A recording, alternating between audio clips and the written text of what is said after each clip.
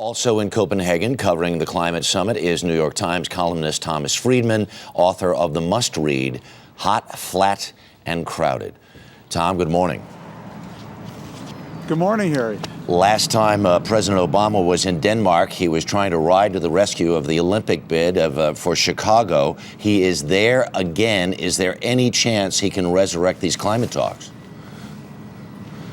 Well, you know, these conferences, Harry, they always come down to the end. They always wait for the senior leaders to arrive and make the big compromises. But in this case, I'm just not sure if a deal is really possible. You know, there's a lot of circles here, and there's circles within circles. But the circle that's in the middle of the whole thing has the United States and China.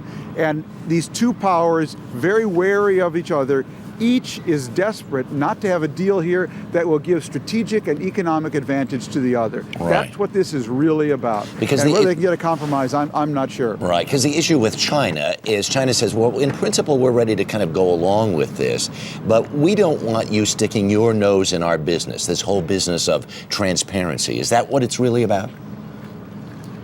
Yeah, the Chinese are basically saying, we promise not to go over the speed limit. You know, we promise of only 40 miles an hour, but we want no police, no courts, no stoplights, no real transparency on their carbon emissions. And the United States is saying, and President Obama is saying, if you think I can get that through the U.S. Congress, that China promises to be good on carbon, well, I've got a bridge in Brooklyn I'd like to sell you.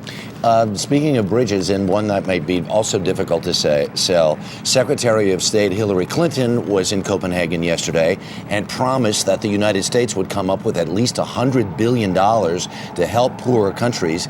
Does anybody really know that that money is there and that the United States can back up that pledge? Well, that's also, I think, took a lot of people by surprise here. Actually, if you read what the secretary said, it was, we will work to get $100 billion from the public and private sector. But what she was basically trying to do was build leverage on the Chinese by holding that carrot out to the developing world. She basically said to the developing world, we will get $100 billion for you if you can convince the Chinese to agree to the deal we want. Whether she could actually deliver the $100 billion is a whole nother question.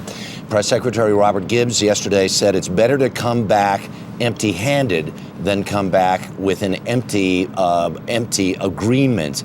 Would you go along with that?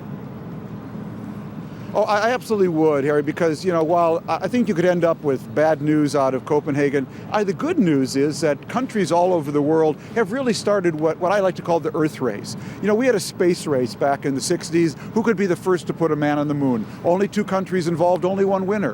What we have now, and I think the real hope, is the Earth race. Who can build the most clean technologies so men and women can stay here on Earth? And that's a race that many countries can win. In fact, we all have to win together.